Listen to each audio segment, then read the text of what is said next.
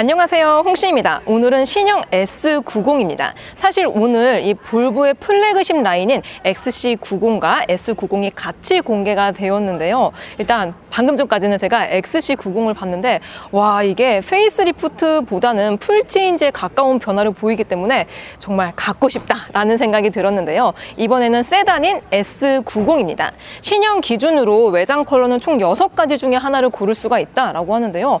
이 컬러가 굉장히 독특합니다. 뭔가 팥죽색 같으면서도 브라운색 같으면서도 레드 컬러 같은 오묘한 컬러를 가지고 있고요.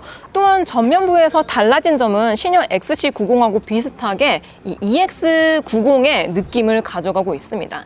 그래서 전면부에서 가장 많이 달라진 부분은 아이언 로고와 함께 이 사선 형태의 그릴을 꼽을 수가 있을 것 같고요. 또한 헤드라이트도 주간주행 등 모습은 변하진 않았지만 약간의 디테일들이 달라졌습니다. 그래서 그런지 훨씬 심플한 모습을 가져가고 있고요. 또 XC90하고 거의 동일한 변경점을 가져가고 있는데 기존에는 이게 크롬 라인이나 아니면 클리어 타입으로 들어가 있었는데 신형 같은 경우는 이렇게 블랙 가니쉬가 들어가면서 좀 더 영한 느낌을 가져가고 있습니다. 또한 대다수의 부분 변경 차들이 그렇긴 하지만 이렇게 에어벤트라든지 범퍼의 디자인들이 소폭 변했다는 게 차이점이라고 볼 수 있을 것 같아요. 그리고 신형이기 때문에 신규 휠이 적용이 되어 있는데요. 현재 20인치 휠이 장착이 되어 있습니다. 타이어 스펙은 245에 40 타이어가 적용이 되어 있는데요. 다만 S90 같은 경우는 플래그십이긴 하지만 에어서스가 들어가 있진 않습니다. 에어 서스펜션은 XC90에만 들어가 있어요.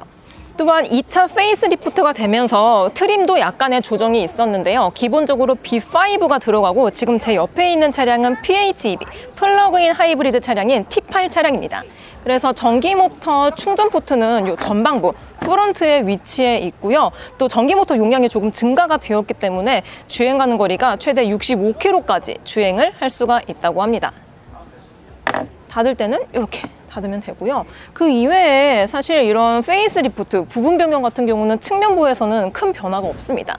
그러다 보니까 재원이라든지 전장 이런 것들은 변화가 없이 기존 S90하고 동일한 기조를 가져가고 있고요.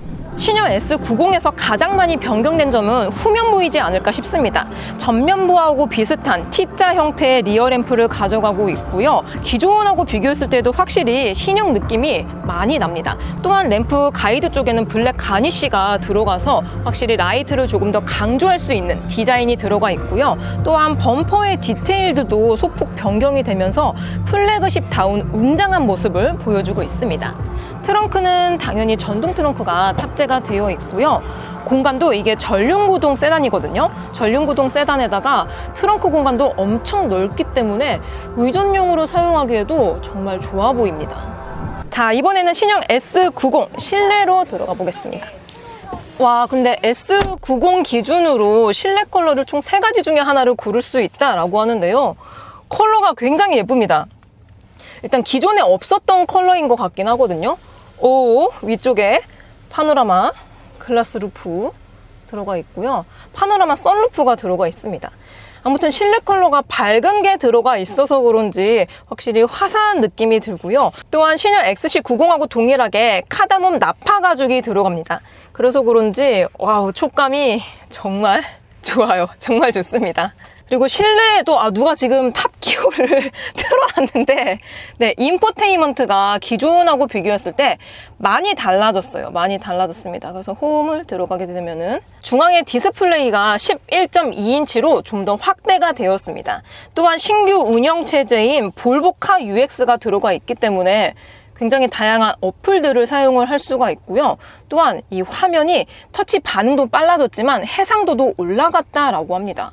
오, 진짜 수입차 치고 이렇게 빠른 차량들이 거의 없거든요. 정말 반응감이 좋습니다. 정말 좋아요. 센터 페시아 옆쪽에는 직물, 린넨 소재의 크러쉬 패드도 들어가 있고 앰비언트 라이트도 간접 무드 방식으로 들어오기 때문에 확실히 고급스러운 느낌이 강렬하게 들고 있습니다. 그리고 센터 쪽에도 기존하고 거의 비슷한 것 같아요. 거의 비슷한 것 같기는 하고 사실 크게 달라진 부분은 없는 것 같습니다. 이 가니쉬의 재질 정도가 바뀌었다라고 볼 수 있을 것 같아요. 그리고 무선 충전 패드가 기존에는 이쪽에 있었거든요. 근데 신형은 이 기어 레버 앞쪽에 위치해 있습니다. 무선 충전 패드의 위치가 전방부로 변했는데 평평한 게 아니고 약간 사선으로 깎여 있습니다. 이러한 디테일들도 사용자를 위해서, 사용자 입장에서 만들었다라는 포인트가 되는 거죠. 그리고 스티어링 휠 디자인의 이 중앙부에 이 볼보 로고 있잖아요. 이 로고도 재질이 바뀌었습니다. 자세히 보시면 이게 글로스 타입으로 들어가 있거든요.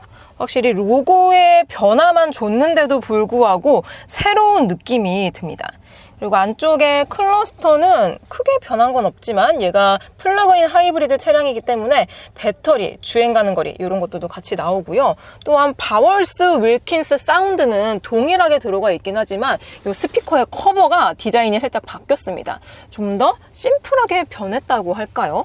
이외에도 A필러와 B필러 쪽에 흡차음재를 보강해서 NVH, 실내 정숙도에도 신경을 썼다라고 합니다. 확실히 이런 플래그십 차량들은 보는 것보다 실제로 타봐야지 이 차량의 진가를 느낄 수 있을 것 같습니다. 그리고 추가적으로 암레스트 안쪽에도 수납 공간이 있기는 한데 사실 뭐 충전 포트, C타입이 2개가 들어가 있고 C거잭 정도가 있거든요. 공간은 크지 않기 때문에 이곳에 무언가의 수납 공간을 넣더라면 어땠을까 싶습니다.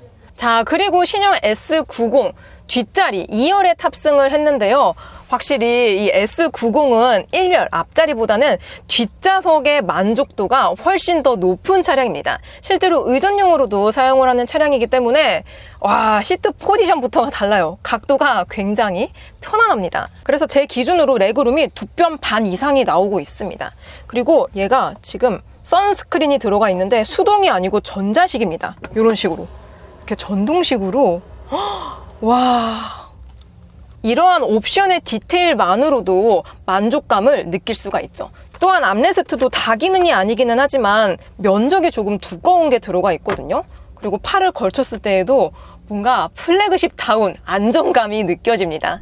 자, 이렇게 신형 S90을 살펴보았습니다. 트림은 크게 B5와 T8 플러그인 하이브리드 이렇게 2가지 차종으로 출시가 되고요. 기본 가격은 6,530만 원부터 시작이라고 합니다.